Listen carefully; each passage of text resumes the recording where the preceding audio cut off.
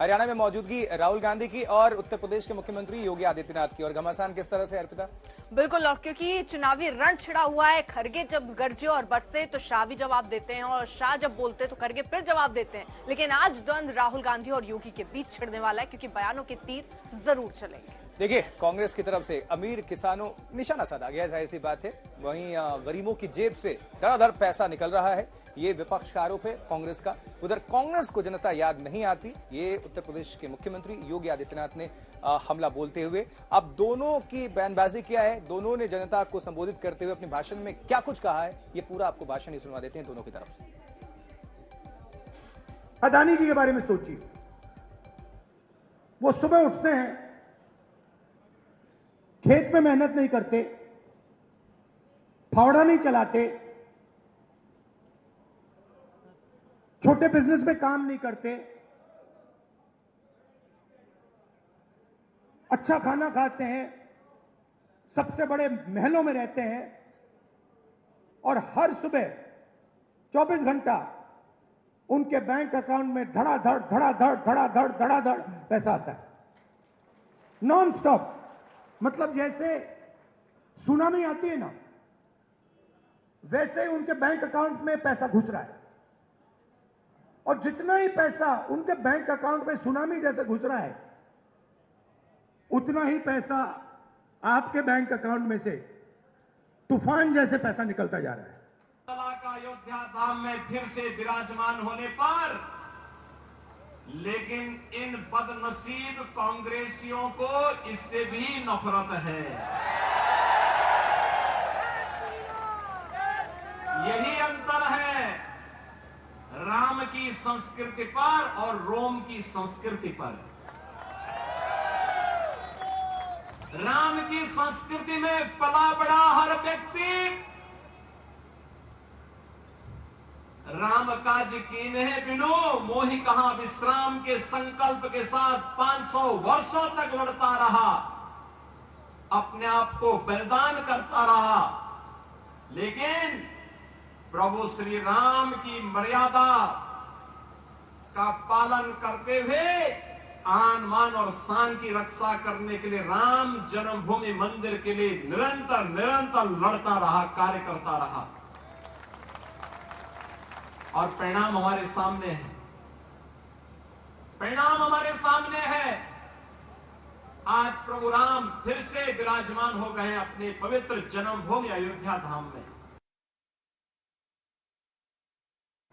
एक तरफ अमेरिका में डैलस में 20-25 युवा, हिंदुस्तान का फ्यूचर वहां बैठा हुआ है। इस तरफ माताएं, बहनें, बेटे, हम बातचीत कर रहे हैं। मैं परिवार से बोल रहा हूं, और बात करते हुए एक छोटा सा लड़का दौड़ता हुआ कंप्यूटर के पास जाता है, कंप्यूटर को ऐसे पढ़ता है, पकड़ता है, चिल्लाता है, पापा पापा पापा पापा वापस आओ। पापा मुस्कुरा रहा है। मैंने देखा, ये मुस्कुराना नहीं चाहता, ये रोना चाहता है, मगर इसको अपने बेटे के सामने मुस्कुराना पड़ रहा है। क्यों? क्योंकि उसके जेब में से हर रोज पैसा निकाला जाता है। उसे कहा जाता है महंगाई है। क्यों है? क्योंकि अंबानी और अदानी जैसे लोग हिंदुस्तान के किसानों से, मजदूरों से उनका हक छीनते हैं, उनकी कमाई का पैसा छीनते हैं। हर रोज होता है। तो कितने एग्रेसिव है वो आपने देखा कि क्या कुछ कहा जा रहा है हर दल की तरफ से। हमारी संवाददाता मौसमी इस खबर पर ज्यादा जानकारी के साथ जुड़ गई। मौसमी, अब तो बहुत कम दिन रह गए हैं प्रचार के लिए, दोनों ही तरफ से क्या कुछ कहा जा रहा है, किन विषयों के इर्द गिर्द दोनों ही राजनीतिक दल रह रहे हैं, बताएं।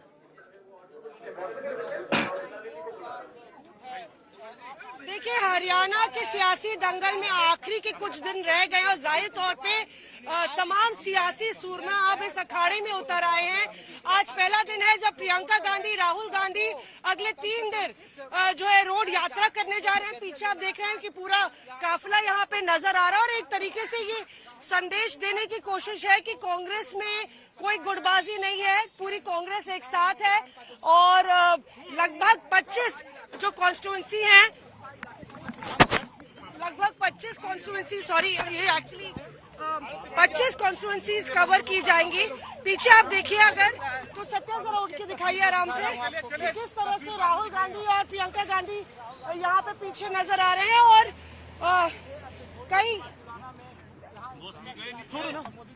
तो यहाँ पे कोशिश यही है कि उनको पता है कि ये काफी ये जो सियासी दंगल है उसमें एक तरफ प्रधानमंत्री नरेंद्र मोदी और तमाम बड़े जो नेता हैं वो ताबड़तोड़ निशाना साध रहे हैं कांग्रेस पर और कांग्रेस को लगता है कि उसकी सत्ता वापसी हो रही है तो राहुल गांधी और प्रियंका गांधी वो गोंद या वो जोड़ हो सकते हैं जो कांग्रेस को एकजुट रखे। तो यहाँ हमने देखा कि किस तरह से शैलजा कुमारी और भूपेंद्र सिंह हुड्डा जो है वो एक साथ मंच पर नजर आए और एक साथ प्रियंका गांधी ने 2-3 बार जिक्र भी किया दोनों नेताओं का।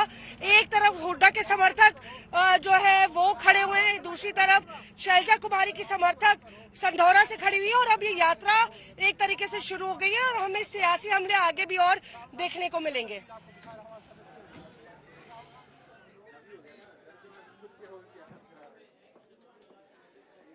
हरियाणा की राजनीति की बात हो रही है तो देखिए कांग्रेस लगातार हमले कर रही है, खासकर बीजेपी पर, और ब्राह्मण कार्ड खेल दिया है। कह रहे हैं कि उत्तर प्रदेश में योगी आदित्यनाथ को भी घेरते हुए ये उत्तर प्रदेश की सरकार ब्राह्मण विरोधी है। रणदीप सुरजेवाला ने क्या कहा है ये आपको हम सुनवाएंगे भी, लेकिन भरे सभा के दौरान मंच से ये बातें उन्होंने कही।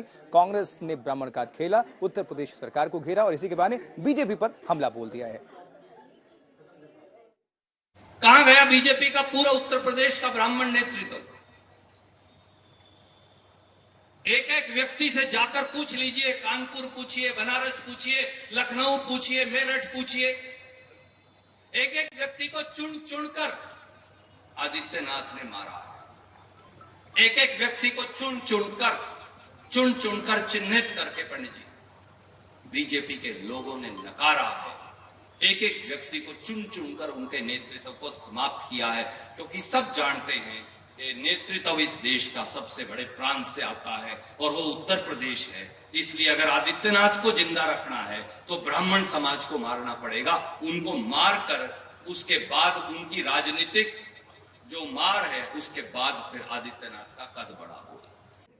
देखिए ये ओछी इनके राहुल गांधी के तरह दत्तात्रेय गोत्र बताने वाले लोग हैं ये, और जो मुसलमानों को कांग्रेस पार्टी रणदीप सुरजेवाला बताएं कि मुसलमानों के लिए प्राण देने के लिए तैयार हो जाते हैं। आज कहां से याद आ गया ब्राह्मण हिंदू ये वोट के खातिर ये किसी भी कीमत पर अपने चेहरे को बदल सकते हैं गिरगिट से जाकर। देखिए उत्तर प्रदेश में हर जाति धर्म मजहब के लोग पूरी तरीके से योगी सरकार से आश्वस्त हैं। योगी सरकार सबका साथ सबका विकास के नारे के एजेंडे पे काम कर रही है। हरियाणा में जो चुनाव होने वाले हैं, आप सब देखेंगे कि हरियाणा चुनाव में भारतीय जनता पार्टी ऐतिहासिक मतों के साथ जीत हासिल करेगी। कांग्रेस को क्या जवाब देंगे इस बयान पर, क्योंकि वो ये भी कह रहे हैं कि भगवा पहनने से कोई भगवाधारी नहीं होगा? कांग्रेस पार्टी को जनता खुद ब खुद जवाब दे देगी।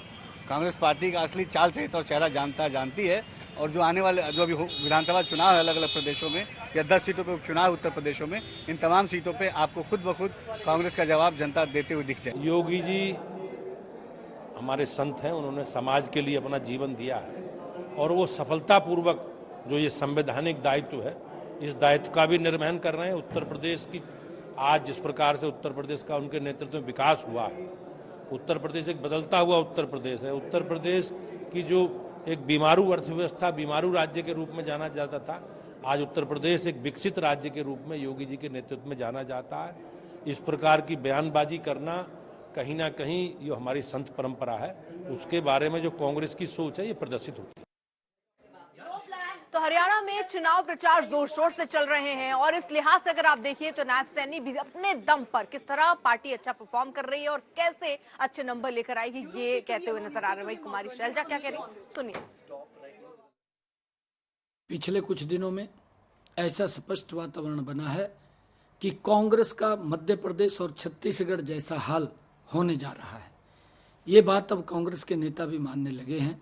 यही कारण है कि पिछले 15-20 दिनों में कांग्रेस का कोई बड़ा नेता भी हरियाणा आने को तैयार नहीं हुआ है। अब हताशा की स्थिति में कांग्रेस कभी 2-2 बार घोषणा पत्र जारी करती है तो कभी उनके नेता ऊट पटांग बयानबाजी कर रहे हैं। कांग्रेस आज कंफ्यूजन की स्थिति में है। इन्होंने अपने समय में कोई भी प्रोजेक्ट नहीं लेकर आए पूरे हरियाणा में, हमने भी तो क्या बात करें, बल्कि जो था हमारा वो भी छीन लिया, HM छीन लिया, कुछ करने को दिखाने को तो है नहीं, वही चीजें गिना रहे हैं, ना काम किया है ना लोगों के साथ जुड़ाव रहा है इनका। तो अब जनता इसी इंतजार में 10 साल बाद कि हम इनको बाहर करें और अब सरकार हमारी बनेगी, हमारे विधायक बनेंगे प्रधान। कांग्रेस अध्यक्ष मल्लिकार्जुन खड़गे ने एक बयान दिया। दरअसल तबीयत उनकी बिगड़ गई थी और उसके बाद उन्होंने कहा कि जब तक वो प्रधानमंत्री पद से नरेंद्र मोदी को हटा नहीं लेते तब तक वो मरेंगे नहीं। अब इस बयान पर बवाल शुरू हो गया। सबसे पहले मल्लिकार्जुन खड़गे ने कहा क्या था वो आपको सुना देते हैं। मैं ऐसा ही छोड़ने वाला नहीं। अब मेरे को तो 83 इयर्स चल रहे, इतना जल्दी मरने वाला नहीं हूं। जब तक मोदी को नहीं हटाएंगे तब तक मैं जिंदा ही रहूंगा, आपकी बात सुनूंगा, आपके लिए लड़ूंगा। तो मल्लिकार्जुन खड़गे ने तो बयान दे दिया, लेकिन इसके बाद से बीजेपी हमलावर है। अमित शाह ने भी मोर्चा संभाला और सोशल मीडिया पर जमकर प्रहार किया उन्होंने, और बीजेपी के तमाम लीडर्स ने मोर्चा संभाल लिया है, चाहे उत्तर प्रदेश की बात करें, दिल्ली की बात करें या फिर बिहार से। गिरिराज सिंह ने भी पलटवार किया है। और जब भी कांग्रेस ने निजी हमले किए हैं प्रधानमंत्री नरेंद्र मोदी को लेकर खड़े किए हैं अगर सवाल, तो नुकसान ही हुआ है कांग्रेस को और बीजेपी फ्रंट फुट पर खेली है। अब देखते हैं कि इसमें क्या होगा चुनाव में, लेकिन अभी किस तरह से घमासान है, रिएक्शन सुनिए, सबकी बयानबाजी आ गई है सामने। मुझे लगता है कि खड़गे साहब राहुल गांधी के विरोधी हैं, क्योंकि मोदी जी तो अभी 100 साल बचेंगे और तब तक राहुल गांधी बूढ़े हो जाएंगे, उनको मौका नहीं मिलेगा। खड़गे साहब आप यही चाह रहे हैं। खड़गे साहब नरेंद्र मोदी हजारों साल तक भारत की जनता के दिलों पर वास करते रहेंगे। कोई जिंदा रहे कोई मर जाए, इससे कोई अंतर नहीं पड़ सकता है। मैं जो हमारे गृह मंत्री कहते हैं उस पर टिप्पणी करना नहीं चाहता हूं, क्योंकि बिना मतलब के बातें करते रहते हैं वो। तो अगर वो कुछ गंभीर बातें बोले उस पर मैं टिप्पणी कर सकता हूं, उस पर मैं कुछ कह सकता हूं, पर ऐसे बोलना, और मैं समझता हूं जो खड़गे जी थोड़ा बीमार पड़ गए, उनको इलाज करना पड़ा, पर अभी ठीक हो गए हैं। हमारे गृह मंत्री को अपने काम पर और थोड़ा ध्यान देना चाहिए, मणिपुर में ध्यान देना चाहिए। आज तक हमारे नॉन बायोलॉजिकल प्रधानमंत्री मणिपुर नहीं गए।